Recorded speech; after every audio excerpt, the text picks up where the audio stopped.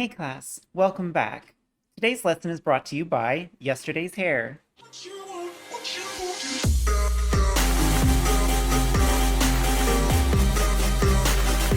Well, I'm kind of realizing that I probably should get a haircut or try to do it myself, because this is turning into a mess, but I guess that's COVID for you. Today, we're just going to take a look at one of my old videos, because that's exciting, and it's already been done. So I'm just going to edit that together real quick.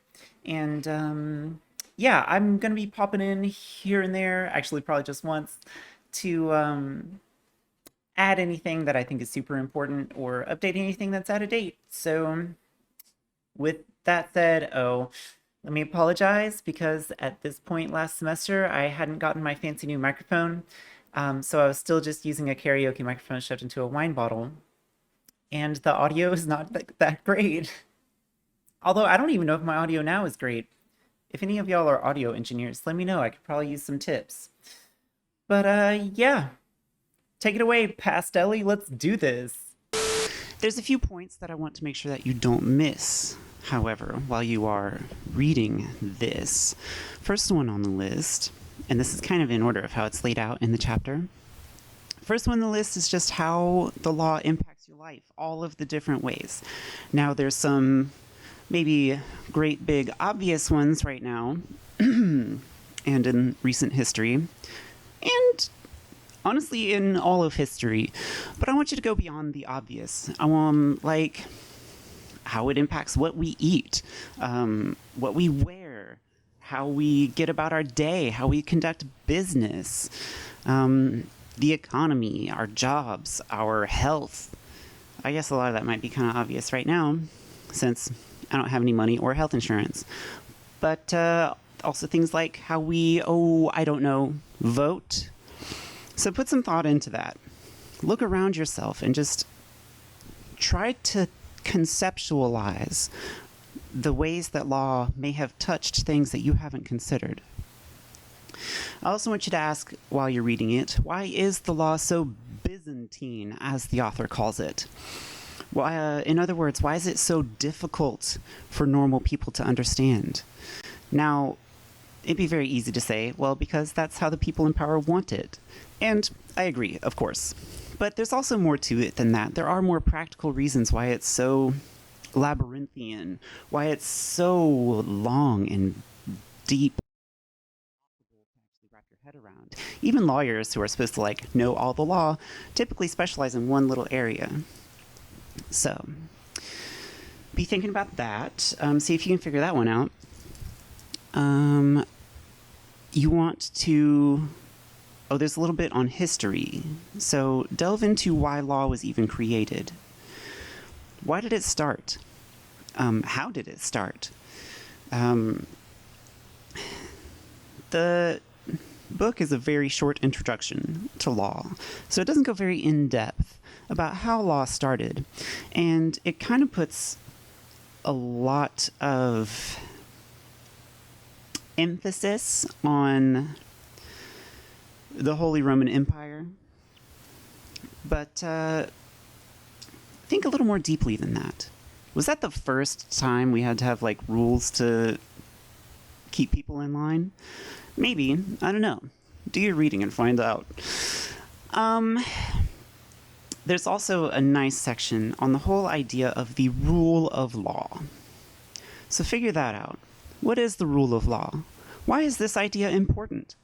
How is it basically the entire foundational precept of the United States of America? So look into the rule of law. What is it? How does it apply? And how do we see it represented in the Constitution? How do we see it in our governmental structure? That's on pages 9 and 10. Just pay attention. We're going to talk about that. So I'm just going to pop in here and say, well, first of all, man, 2020 Ellie was killing it. Looking great, babe. But, yeah. Didn't November give us such an interesting insight into the rule of law with regards to our federal government? Just, honestly, all 4 years of Trump was such a disaster for any kind of idea that the rule of law actually means anything. And so, kind of the takeaway that I want you to have about the rule of law is that it's fake. It doesn't mean anything. Like, okay, sure, we're ruled by men, or not ruled by men, we're ruled by laws and precepts, not a king, not a single person. But then, even though we have like a whole bunch of people in Congress to try to enforce this rule of law, we're still dangerously close to getting taken over by a despot or a tyrant um, or a fascist. Um, so that's neat. Uh, Back to you, Pastelli.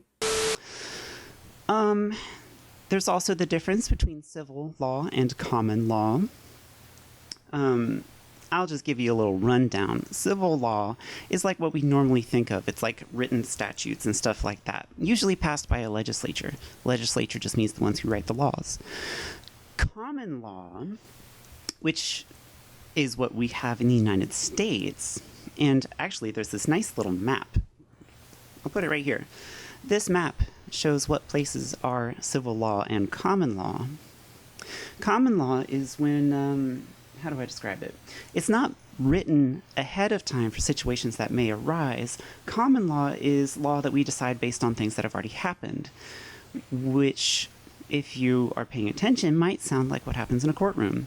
These two people have this conflict. How do we resolve it? And then next time that same conflict comes up, we can just do it the same. It's an idea called precedent. So, generally created by judges. So, the US is common law. Why? What other places do you know use common law, and what do they have in common? Might this have something to do with imperialism? Find out next time. But if you look at the US, you'll notice that Louisiana is different. Why? What's different about Louisiana? I mean, there's a lot of things different about Louisiana. I've been to New Orleans, and oh my god, it's amazing. Y'all need to go to New Orleans. You can just, I remember I got a Bloody Mary in a restaurant, and when I was leaving, they were like, "You want one more in a to-go cup?" And I was like, "Yes." That's not important though. Although I guess that does kind of tie into why they're so different. Anyway, ask that question. The book also goes into religion and custom and tradition. So, what role does religion play in the law? What role does religion play in our laws? This is a secular country. We have separation of church and state. There's a Treaty of Tripoli signed in like the 1800s, early 1800s, late 1700s, that says explicitly the United States is in no way founded on the Christian religion. But is it? Can you think about ways that it might be? Or how it might have influenced it? And also ask yourself, what kind of trouble might that cause for somebody who doesn't follow the Christian religion? The book then goes into what purposes the law serves, and talks pretty generally about order and justice. So, how? Why? What is meant by order and justice? What do they mean to you? Do you agree that that's the purpose of law? Do you think it works? Is the law successful in keeping order and justice alive in this country? Also ask yourself, well, whatever your answer to that last question, yes or no, ask yourself, whose order? Whose justice? How do we define those terms anyway? And lastly, I want to talk about the sources of law in our country. There's a little bit on that in the book, of course, but generally you may have heard the terms legislative, executive, and judicial. And this ties into what I was talking about with rule of law. Checks and balances, right? Oh, shit, spoiler. All right, well, legislative would be like Congress, the House of Representatives, and the Senate, let me just put a picture of them up right here real quick. This is not all of them, but see if you can notice something. Next, we have the executive branch. That's the president and all of his executive agencies. Now, it's not like just the one person at the top. They have all kinds of stuff. The FDA, the DEA, the DOJ. These all fall under, the FCC. Those all fall under the purview of the executive branch. They're the ones who actually enact the laws that the legislature creates. So, let me just put up a picture of our past presidents right here. And there's Obama right there. That's great. But since it's not just the president that we're worried about, let me put up the president and his cabinet. Now, the cabinet are the ones who are the heads of those agencies. So here's a picture of them. Do you notice anything? Actually, this picture is kind of out of date. A lot of these people have either resigned, been fired, and quite a few of them have been arrested. So that's neat. Whoops. And, you may have noticed that the theme I'm getting at is this is almost entirely old white men. Now, I don't want you to think that that's just a Trump thing or just a Republican thing, and just for comparison, here's Obama's cabinet. So, still a lot of old white guys. Finally, there's the judicial branch. Now, for the federal government, our highest court in the land is, of course, the Supreme Court. That's right. Well done, class. Switching to online teaching is weird. I normally do ask a lot more questions. As you probably noticed, this video is all questions. But, so the Supreme Court, they are the ones who interpret the laws. If they have been written in a way that is not allowed for some reason, if the executive branch is executing them in a way that is not allowed for some reason, the Supreme Court is the one that gets to say yes or no. And here's a picture of them. It's a little better diversity-wise, we'll say. Although I will say that these two have been pretty heavily accused of alleged sexual misconduct.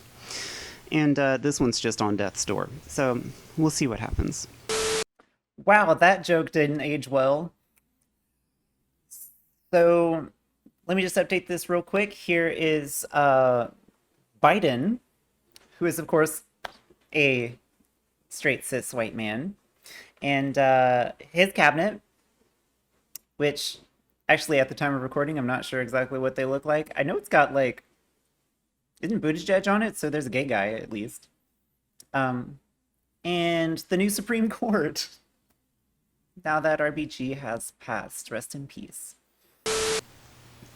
But I'm bringing up all these points about how it's mostly old white men. In fact, I'm going to go further and say it's mostly old, white, cisgendered, heterosexual, wealthy men. So, why would that matter? Surely these paragons of logic and virtue can make decisions that would be best for everybody. Why might representation be important? Now, this is something that doesn't just apply to the law. This is a question you might want to ask about, doctors, teachers, construction workers, I don't know, union bosses, anybody in any kind of position of authority. Ask yourself why representation matters. But, yeah, I think that's enough for this video. Right you are, Pastelli. This is a great place to end this video.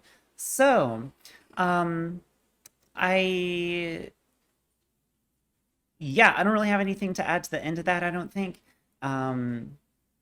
That's, if you read Chapter 1 of Law Short Introduction, the PDF of which is on Blackboard, then hopefully you were able to answer a lot of those questions, and if any of that didn't make sense to you, shoot me an email. I'll be here. Or you can show up in class, and we can have some face-to-face.